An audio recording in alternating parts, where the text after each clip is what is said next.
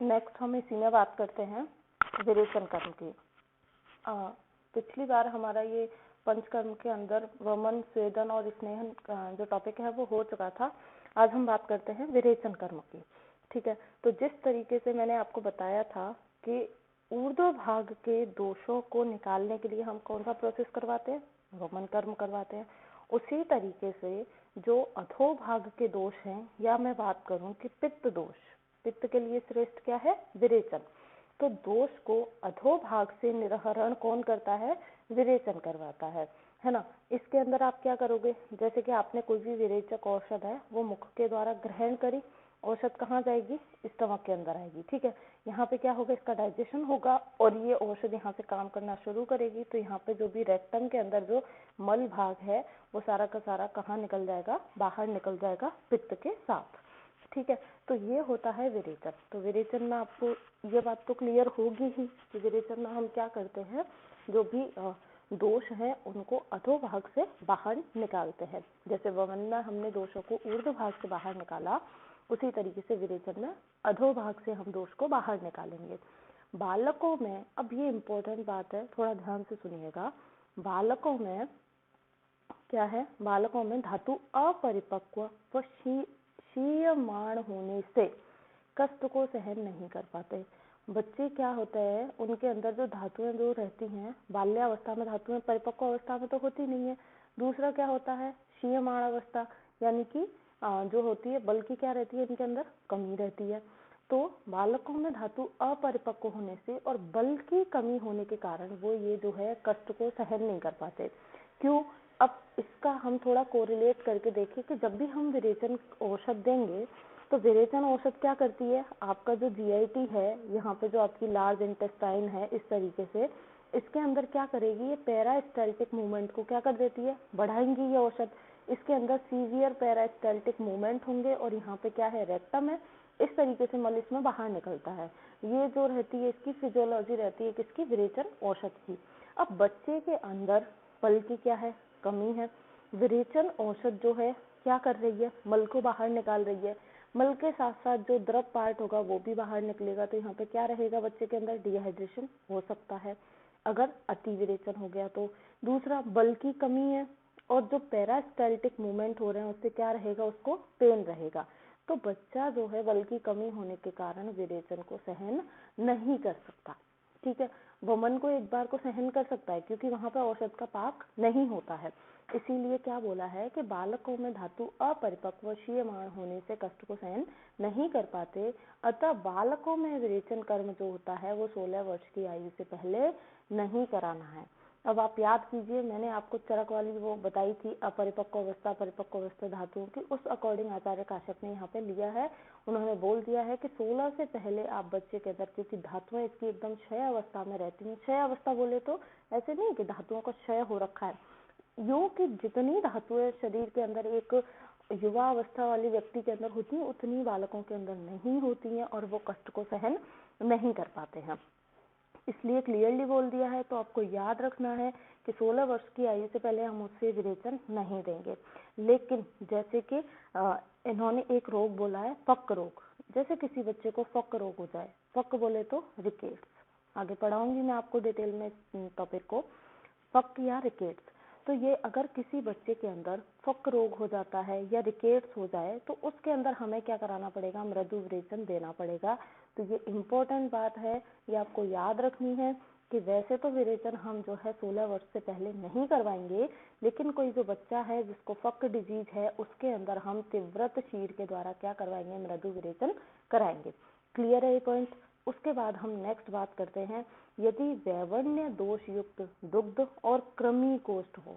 याद कीजिए, मैंने आपको अष्टौ शीर दुष्टि पढ़ाई थी, अगर आपको पिछली क्लासें याद हो, मैंने आपको अष्ट शीर दोष पढ़ाए थे। उसमें एक दोष था वैवण्य, जो किसके कारण हो रहा था, पित्त दुष्टि के, पित्त के कारण अगर स्तन्य की दुष्टि होती है तो उसके वजह से स्तन्य कैसा हो जाता है, वैवण्य हो जाता है, जिसके कारण कामला पांडु ये रोग मैंने आपको बताए थे।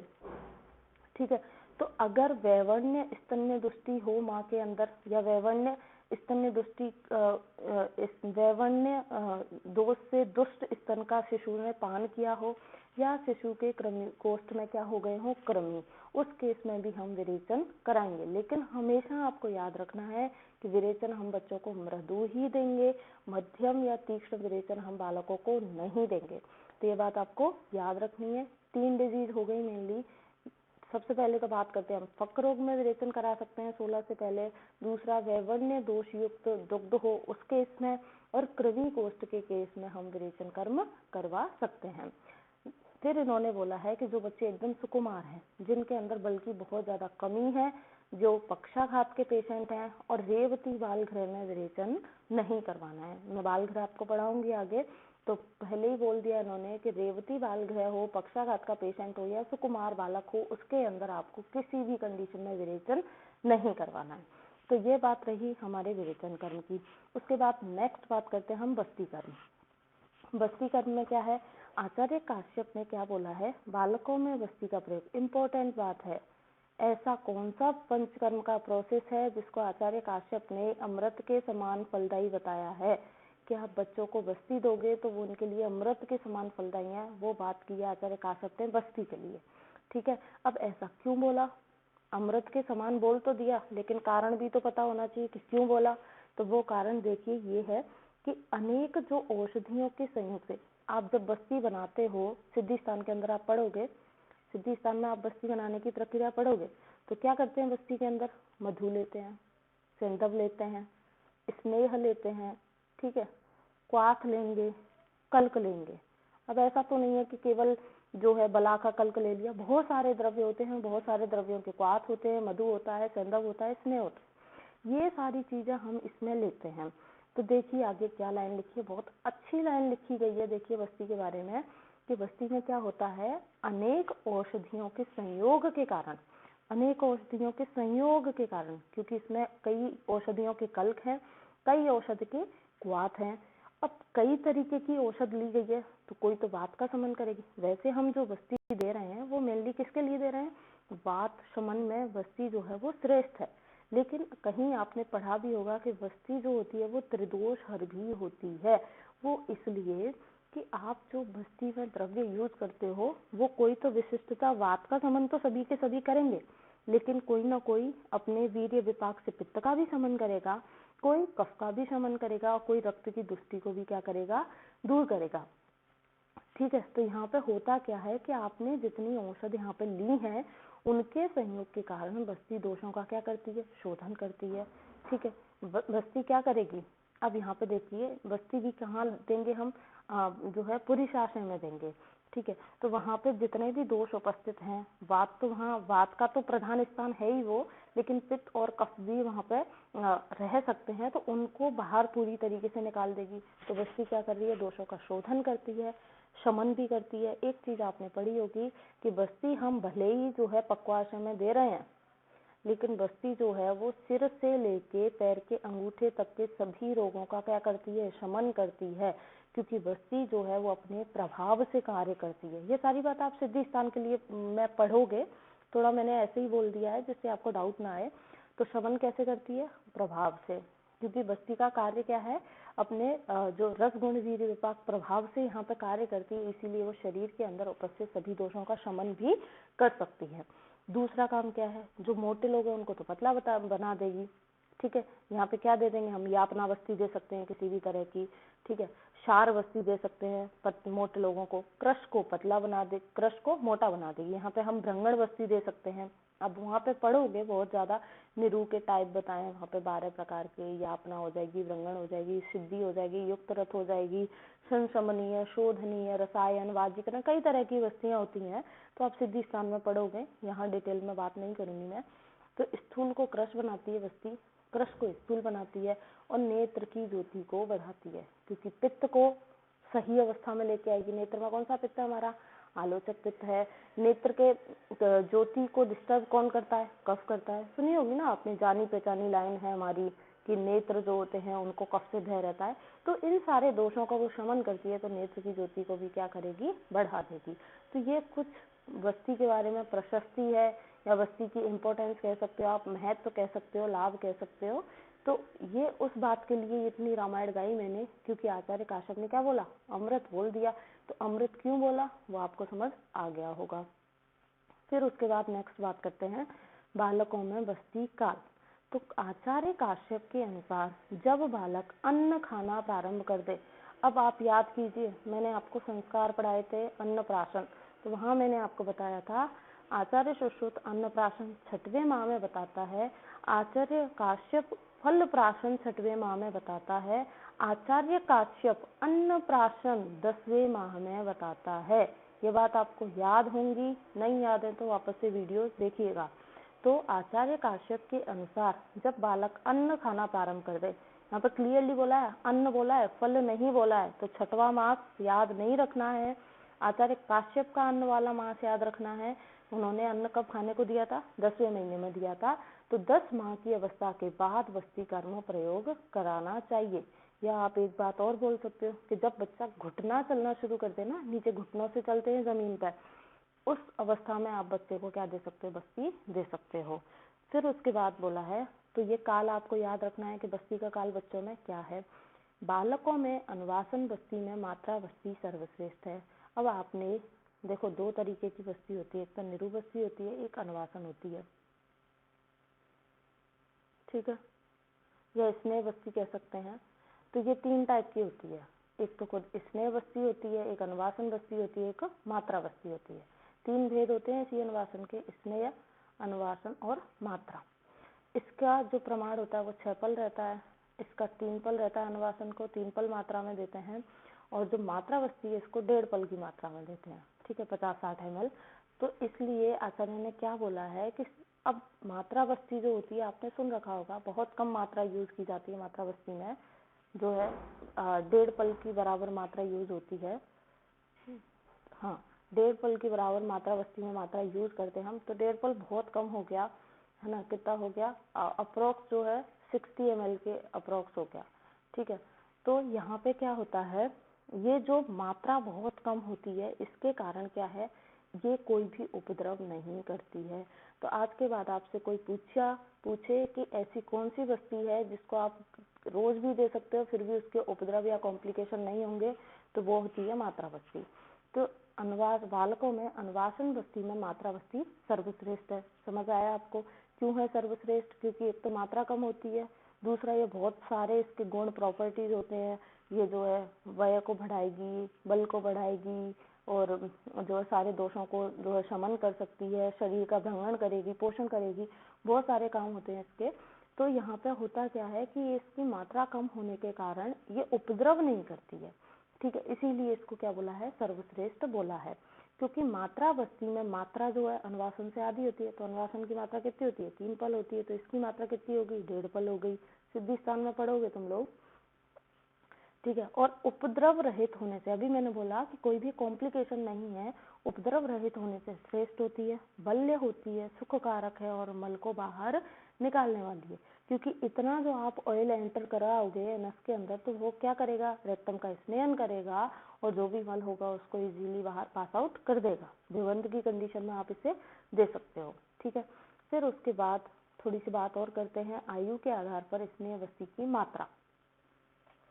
आयु के आधार पर क्या बोला है स्नेह बस्ती की मात्रा, इन्होंने बोला है कि जो 3 वर्ष का बालक है उसको आप कितनी मात्रा में स्नेह बस्ती दोगे, 30 ml बोलो या 30 ग्राम बोलो, एक ही बात है। 3 वर्ष की मात्रा में 4 वर्ष की आयु में 1 पल देनी है, 6 वर्ष की में 1%, 12 की में 2%, और 16 की में 4%। यहाँ आपसे ये मात्रा कोई नहीं पूछेगा, ये मात्रा आपको सिद्धि स्थान में आपके चरक के पेपर के लिए याद करनी होगी, तो आप वहाँ से ज़्यादा अच्छे से पढ़ सकते हो, और वहाँ की मात्रा ही यहाँ पे इजीली लिख सकते हो। तो आपसे ये वाली मात्रा यहाँ कोई भी नहीं पूछेगा, ठीक है। तो इस तरीके से आप स्नेह बस्ती की मात्रा बता सकते हो। फिर उसके बाद है निरु बस्ती। निरु बस्ती के बारे में एक बहुत अच्छी बात बोली है जो आप सिद्धि स्थान के अंदर पढ़ोगे। देखो, अगर आपने पंचकर्मा वाली जो क्लास है वो अच्छे से सुनी है तो आपका जो सिद्धि स्थान के कुछ कॉन्सेप्ट अच्छे से क्लियर हो जाएंगे, तो आपको चरक को पढ़ने में भी आसानी मिलेगी। तो निरु बस्ती में क्या बताया गया है, बस्ती साध्यम विरेचनम। बहुत अच्छी बात बोली है इन्होंने कि जिन बालकों में बोल दिया कि आप 16 से पहले विरेचन नहीं दे सकते, और आपको लग रहा है कि इस रोग में केवल उनको छोड़ के, कफ हो गया, कृमि कोष्ठ हो गए, उनको छोड़ के कोई और डिजीज भी आपको ऐसी लग रही है कि नहीं यार इसमें तो हमें क्या है, विरेचन ही देना है, ठीक है, लेकिन आप विरेचन दे नहीं सकते हो, तो फिर आप उस जगह क्या दोगे, बच्चों को बस्ती दोगे। तो यहाँ पे क्या बोला है, बस्ती साध्यम विरेचनम। जो विरेचन के रोग होते हैं उनमें आप इजीली निरूबस्ती दे सकते हो, क्योंकि दोनों का काम ऑलमोस्ट क्या रहता है, सेम रहता है। इसीलिए बोला इन्होंने कि जिस रोग में विरेचन बताया है वहाँ निरूबस्ती भी क्या है, हम दे सकते हैं, क्योंकि निरू जो होता है विरेचन की तरह ही दोषों को क्या करेगा, बाहर निकालेगा, क्योंकि निरू भी कहाँ, पक्वाशय पे काम करेगा, तो जो भी वात पित्त है वहाँ पर उन सबका क्या कर देगा, शमन कर देगा, शोधन कर देगा। इसीलिए आज के बाद हमेशा याद रखना है कि किसी भी डिजीज में आप जहाँ विरेचन नहीं दे सकते हो वहाँ आप निरू इजीली दे सकते हो। अब इसकी जो मात्रा है बहुत इजी है, क्या है, थोड़ा सा सिखा देती हूँ आपको कि 1 वर्ष के बालक से शुरू करनी है हमें, तो 1 वर्ष के बालक के लिए आप मात्रा कितनी रखोगे, निरू की 1 पल रखोगे। अब जब तक बच्चा 12 साल का ना हो तब तक आपको हर वर्ष 1-1 पल बढ़ाना है, जैसे कि 2 वर्ष के लिए 2 पल, 3 के लिए 3, इस तरीके से 11 के लिए 11 पल और 12 के लिए, 12 वर्ष के बालक के लिए 12 पल, ये वाली मात्रा आपको रखनी है। फिर थोड़ा ध्यान से सुनिएगा, जब बच्चा 13 साल का हो जाएगा तो 13 से और 18 तक का होने तक आप हर साल 2-2 पल बढ़ाओगे। जैसे अभी 12 के लिए 12 पल था, ठीक है, यहाँ पे 13 का हो गया तो 2 पल बढ़ा दीजिए, कितना हो जाएगा, 14 पल हो जाएगा। 14 के लिए फिर 2 पल बढ़ा दीजिए, कितना हो जाएगा, 16 पल हो जाएगा। इसी तरीके से जब आप 18 वर्ष तक पहुंचोगे तो मात्रा कितनी हो जाएगी, 24 पल हो जाएगी। अब थोड़ा और ध्यान से सुनिए, आज के बाद आपसे कोई भी पूछे निरूबस्ती की प्रशस्त मात्रा या श्रेष्ठ मात्रा कितनी होती है, 24 पल होती है, क्योंकि 18 वर्ष की आयु से लेकर और 70 वर्ष की आयु तक आपको मात्रा यही रखनी है हमेशा। अब ऐसे नहीं कि हमेशा बढ़ाते ही जाओगे, 20 साल का हुआ तो फिर बढ़ा दी, 25 का हुआ तो फिर बढ़ा दी, नहीं, अब ये कांस्टेंट मात्रा रहेगी, क्योंकि धातुएं जो होती हैं वो अपनी परिपूर्ण अवस्था तक आ चुकी होती हैं। इसीलिए यहाँ पे अब जो मात्रा रहेगी 70 वर्ष तक वो 24 पल ही रहेगी। फिर उसके बाद जब 70 वर्ष का व्यक्ति हो जाता है उसके बाद क्या होगा, थोड़ी बल की कमी हो जाती है, इसीलिए हम मात्रा भी थोड़ी क्या कर देंगे, कम कर देंगे। तो 70 वर्ष के बाद हम मात्रा कर देते हैं 20 पल, ठीक है, तो ये बात आपको याद रखनी है। कृमि रोगों में कटुबस्ती दे सकते हैं, कोई खास बात नहीं है, केवल आप ये मात्रा वाला कॉन्सेप्ट याद रखिएगा, ठीक है। फिर उसके बाद हमारा लास्ट कर्म बचता है नस्य कर्म। नस्य को हम शिरोविरेचन भी कहते हैं। अब ये बात सभी को आपको पता है, इसको बार बार रटाने की क्या जरूरत है। नस्य किस में देते हैं, ऊर्ध्व जत्रुगत जितने भी विकार होते हैं उसमें नस्य देते हैं। क्यों, क्योंकि नासा ही शीर्षो द्वारम, आपको सिर के अंदर कोई भी ड्रग एंटर करवानी है, आपको स्टमक में औषध पहुंचानी थी, आपने मुख से दे दी, आपको पक्वाशय में औषध पहुंचा देनी थी, आपने गोदा से दे दी, अब आपको सिर में पहुंचानी है। अब सिर में कौन सा मार्ग है हमारे पास, कान से नहीं पहुंचा सकते, मुंह से नहीं पहुंचा सकते, एक ही मार्ग बचता है, वो है हमारी नाक। तो नासा ही शीर्षोद्वारम, यानी कि नासा मार्ग से सिर में औषध का प्रयोग करना ही क्या है, नस्य कर्म है। तो बहुत इजी और सिंपल सी डेफिनेशन है कि नासा से आप अगर औषध पहुंचा रहे हो तो वो कहाँ जाएगी, सिर में जाएगी। अब सिर में किसका स्थान होता है, अगर हम बॉडी के 3 पार्ट करते हैं तो सिर में वात पित्त कफ में से किसका स्थान होता है, कफ का स्थान होता है। तो ये जो औषध है वो नासा से किसको बाहर निकालेगी, कफ को बाहर निकालेगी। तो कोई कंफ्यूजन नहीं होनी चाहिए आपको, इसीलिए, ठीक है। अब बताओ मुझे, आप नासा में औषध प्रयोग करवा रहे हो और सिर में किसका स्थान है, कफ का स्थान है, तो कफ के लिए घी ज्यादा बेस्ट है या तेल ज्यादा बेस्ट है, खुद से सोचिए। क्योंकि देखिए तेल के अंदर 3 मेन प्रॉपर्टी होती है। तेल उष्ण होता है जो कफ के शीत गुण का शमन करेगा, ठीक है। तो ये ही जो, और तो बात के लिए आएंगे और प्रॉपर्टीज तो, लेकिन यहाँ पे ये उष्ण होने से क्या करेगा, कफ का शमन करेगा। इसीलिए हम जो है यहाँ पे, और घृत क्या होता है, शीत वीर्य वाला होता है, इसीलिए हम घृत का यूज नहीं कर सकते क्योंकि वो कफ को और बढ़ा देगा। तो नस्य के लिए तेल श्रेष्ठ है, क्योंकि कफ क्या है, सॉरी सिर क्या है, कफ का स्थान है। फिर उसके बाद बोला है कि जो स्तनपायी शिशु हैं, यानी कि जो स्तनपान करते हैं, ब्रेस्ट फीडिंग पे हैं, उन शिशु में आप कटु तेल अब आपसे आज के बाद कोई पूछे कटु तेल क्या है, तो हमेशा याद रखना है, हमेशा हमेशा मतलब हमेशा, कि सरसों तेल जो हम घरों में सरसों का तेल जो यूज करते हैं उसी को हम क्या कहते हैं, कटु तेल कहते हैं। ठीक है, तो कटु देख के डर मत जाना कि ये कौन सा नया भारी सा नाम ले दिया। कटु सरसप ही होता है, लिख लेना, सरसप तेल या सरसों का तेल एक ही बात होती है, घरों में इजीली मिल जाता है। तो कटु तेल के अंदर थोड़ा सा सेंधा मिला के 2-3 बूंद नाक में टपका दो उन बच्चों के अंदर। फिर बोला है मर्श की आयु याद रखनी है, 2 तरीके का नस्य होता है, एक तो मर्श होता है, एक प्रतिमर्श होता है। तो मैंने आपको पहले जब स्टार्ट किया था पंचकर्मा तभी बताया कि प्रतिमर्श, सारंग ने जो बात बोली थी कि प्रतिमर्श हो बस्ती हो, ये जन्म साथ में होते हैं, हमेशा ही दे सकते हो आप। ठीक है, तो प्रतिमर्श नस्य तो क्या होता है, क्योंकि उसमें भी मात्रा बस्ती की तरह औषध की मात्रा बहुत कम रहती है, केवल अंगुली पे औषध लगाई और नाक में लगा दी,